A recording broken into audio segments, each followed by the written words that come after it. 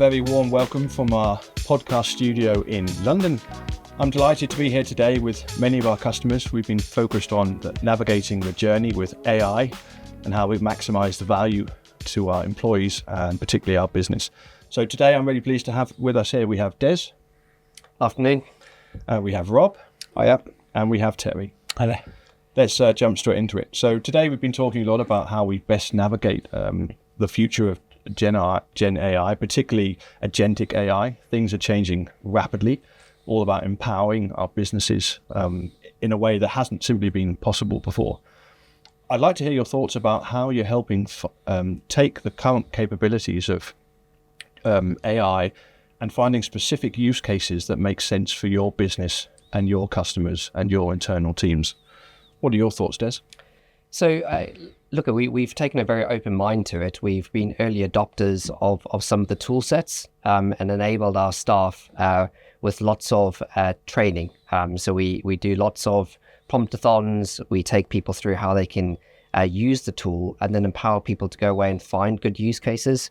We share that back into community, and then we drive further adoption of those really good ideas coming out of people that have taken a real interest and see the benefit of what AI can do for their jobs and for our clients. Does that make sense to you, Club? Yeah, I think we've taken a similar approach. We started with leadership because that was kind of the guidance that all the vendors provide. I think if we did it again, we've done it slightly differently. So we've now kind of embedded the tool set across the business, and it's really about trying to there's a bit of education, as you say. Definitely the education piece is really important, but it's just enough education and enough time to allow people to experiment, try things out, and then the most important thing is share those successes. And I think it's one of those things that if you're not encouraging people to share what's worked well, what hasn't worked well, and to feed off other people, you kind of get that lull point again. So just to build upon that, Terry, how are you helping maintain the right balance of giving people the time to try new technology, but also maintaining the business? Yeah. So there's a couple of things. So if I kind of just go back to your previous question and kind of merge the two together, what we're finding works from an external perspective, customer perspective, is we run executive briefings. And again, just like Rob mentioned, they're targeted at the execs at the C-suite. And effectively, what we try to do is demystify AI, because I think part of the challenge is the word AI is everywhere now, isn't it? It's in the middle, at the start or at the end of everything. And our job really is to help kind of clear that noise. Once we've done that, we can help customers envisage how at a high level it can be used in their organisation. So we don't tell them how they should use it. We just provide ideas. So it might be, you might look at AI for AI powered experiences, and that could be productivity, and that could be stuff like Copilot or Gemini if customers use Google. It could be to do with customer service, so using agentic conversational AI for residents, patients, etc. And the third part is probably the key part. It's around IT service. It's around using conversational AI within teams where people meet, which could be Teams, or it could be Slack, but effectively having a channel where they can ask for support and engage with an agent, and effectively looking at how that all leads back into an IT automation process where tickets are created, if there's an answer, just passed to an agent, etc. So what we try to do is start with those types of use cases. And usually what typically happens is either our customers or our employees, once they see that, they'll start coming up with other use cases and ideas more specific to what they're doing. And again, we'll kind of put it in a pot, vote, see what makes the biggest impact, help build a business case around it, and then take it to the exec. And I think if I could just add to that, I think there's that real piece around everyone's on a different stage of the journey. I think there's people that are confident, there's people that are nervous and see it as a threat, and I think it's all of those things, right? It's absolutely an opportunity, it's absolutely a threat in many different ways. but it is also, there's a lot of myths out there. As you say, everything has the word AI in front of it. And for a lot of organizations and a lot of people, they don't really know what that means. They don't know really what the steer is from the organization about whether they're allowed to use this stuff. Is it okay? Is it erred upon? So I think a lot of to your point about working with the workshops with customers, it's about trying to bring the organization to a level of where there's consistent understanding and almost acceptance that this is the direction that things are going, and therefore at what point and what pace do you want to get on the journey. That's great input, thank you. So you made it's very human centric from what you've been talking about. That's what we've been talking about today, that making business cases support these adoptions, we understand that, but making it very people focused. How can we empower our teams to do more and making it relevant? So talking about that, how do we find the right balance between AI and trust? There's lots of different types of data. We need to make sure the business is very secure and operates as it should. Can't let our customers down. How do we manage effectively the balance between allowing our talented teams to grow and innovate and learn, but also managing the risks that come with adopting a new technology? Yeah, so that's a great question. First we make sure that the AI tools and the environment that our staff are playing in are safe. So making sure that the data's secure, it can't get out, and we know that there's strong sort of validity in that. The second part is then trying to understand where we're willing to test it, right? So there are what we call sort of critical processes and workloads, and then we have sort of lower risk workloads that we're probably willing to take more risk on. So we encourage that we try and focus on the lower hanging fruit first. That's less risky. Let's get adoption. Let's learn from that, take the learnings, build the confidence, build the use cases and the justification for it, and then take our staff, but also our clients on that journey, because we've got to give the confidence that the stuff works and is reliable. Yeah, I think the way you get that confidence goes back to that adoption piece. So I think you do have to encourage people to try. You do need to let people learn. And I think one of the things that comes up a lot about that risk point is the data. We are only as good as the information that we know, and therefore an AI is only as good as the information that it knows. The difference is, these AI tools that we've got have got, depending on the tools that we're using and how we're deploying them, they've got access to a huge amount of data. And therefore that often becomes the barrier sometimes that I find with organizations that we work with, where they'll say, well, we haven't got our data in the right space. We can't use this thing because we don't trust our data already before they've even actually tried to use it. So when we go back through the adoption cycle again, it's about trying to normalize. So I always got described to organizations that there's different ways in which you can leverage data, and therefore you can leverage risk, right? You can feed it, as in you can say, I've got this email, I want you to summarize it, or I've got a set of notes that I've taken in whatever tool you use, or there's a meeting transcript, I want you to use that. So therefore you're giving it the data, therefore you trust the data you've given it already to operate on. And then you've got the next level, which is where you're allowing these tools to go and find things, whether that's operation reports, whether that's stuff through your ITSM, whether that is just files that are all over the place. So I think that goes with the level of risk and trust. So I think it's about where do you start? And we've certainly adapted the way in which we engage with customers now into try and find, to your point, that low-hanging fruit. What are the things that everyone can benefit from all the time? And that's a good safe space to test. Rewrite this email or try it with a funny tone. Maybe not make it a poem. I don't quite understand where that bit comes from. But you're getting people to test it in their own ground in a safe space in a real world environment. And then I think you can expand beyond that. That's great input, Rob. Terry, I think just to add on to that sounds like it's important that we talked about it earlier. It's encouraging a culture that it's okay to make mistakes, fail fast, someone said today, without impacting the end customers. Any thoughts on that? Yeah, no, I agree with that. Fail fast, but also kind of go back to what these gentlemen were saying, providing that environment where that can happen, which will affect the learnings that you take out of that. You can evolve the tooling or the technology or the interfaces or whatever you're providing them. You can evolve that before you roll it out to more people.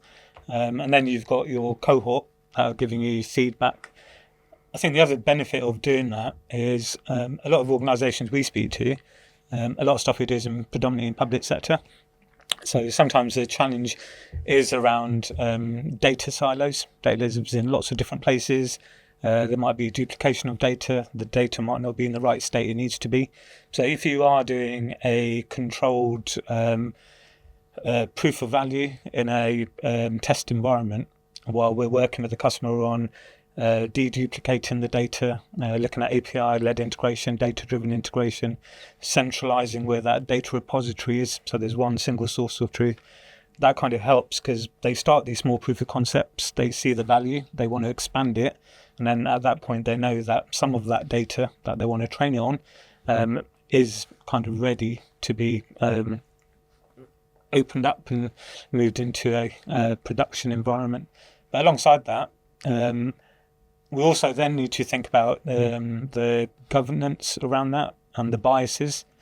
So it's making sure that effective guardrails are in place as well, especially if some of these customers are using language models, their own language models, they want to fine tune them. Yeah, the bias thing's a really interesting one, isn't it? And some of that goes back to trust and some of that goes back to security. But I think from the bias stuff, it's I don't know about all of you, but I do find that AI has this tendency to want to please us, which is a really weird concept. But I'll explain what I mean by that.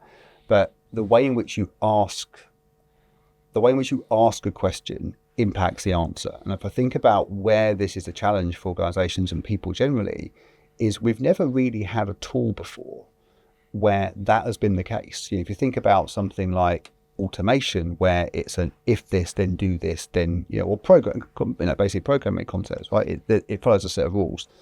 If you use a spell check tool, right, it spells the same thing. If you spell a word wrong, every single person spell check will pick those things up. Whereas one of the things that we found very early on, and with kind of resistance, is you ask 10 people in a room to ask an AI a question about something, and they get a different response, and that's weird for people because they're not used to IT operating like that. IT does what you tell it to do; it does it the same way, and so I tend to kind of flip a lot of that stuff back and look at if you actually ask 10 people the same question. So if you ask them to read through a piece of data or a report and ask them the same question, they will all give you a different response, and I think that does help cement it. But I think it does go back to that point of trust. Like, how do you determine what that information is going to be picked up on? And we talked earlier on about, what does good look like in the terms of an AI, and how often do humans make mistakes? Very often we make mistakes all the time. It seems to be not acceptable for a piece of technology to make a mistake. But then we're trying to have technology that we interface with in a human way. Therefore, it is going to make mistakes. But that's a really hard thing to comprehend because it comes back to where's that risk, who's to blame, who's accountable. So this leads nicely to my last question. So if we had a crystal ball now and we go forwards 2 years, if the buzz turns out to be true, which I think it is, agentic AI is really taking businesses and our people in places we couldn't have imagined 2 or 3 years ago. For example, just take chatbots. 2 years ago, it was the new thing, and now it's just table stakes. Everyone can do a chatbot. People want to use AI in a different way to help solve problems for us, and we just tell them how to solve those problems. So it's a very, very exciting time for all of us here today. So if you could have a prediction, what do you think modern IT operations looks like for your organizations, the networks you're in? What do you think there'll be more of, and what do you think there'll be less of? Yeah. So look, we've seen it evolve over the last few years, and I think we'll just continue to see that evolution. What our clients want from us is to be providing more value, right? So not doing mundane, repeatable tasks that can be automated because, well, they need to be done. The value is relatively low level. It's how we then adding further value on the services that we provide, whether that be from an innovation perspective, whether that be from a security perspective. That's what we want to do more of. So less repeatable, mundane activity. And for our people as well, right? They're motivated to do a higher level of work. I think we'll see that. We'll see it gradually build up. I don't think it's going to literally happen overnight. and some services will move quicker than others. But we've got to embrace that is going to happen and just get on with it. It's either you do it to yourself or it'll happen to you. Terry? Yeah, I think looking at unified platforms, so platforms that can take multiple feeds in, telemetry data, operational data, and then bringing agentic AI to perform some of the actions, but always having a human in the loop. And that could extend beyond IT service management to SOC, so SOC hyperautomation, for example. And I think, personally, I think, and from what I'm seeing and seeing that shift in the market and some of the stuff we learned today, that's certainly the way I see the market heading. Yeah, I think join the dots up between both your points, I think. I think generally people's jobs are going to get far more fun.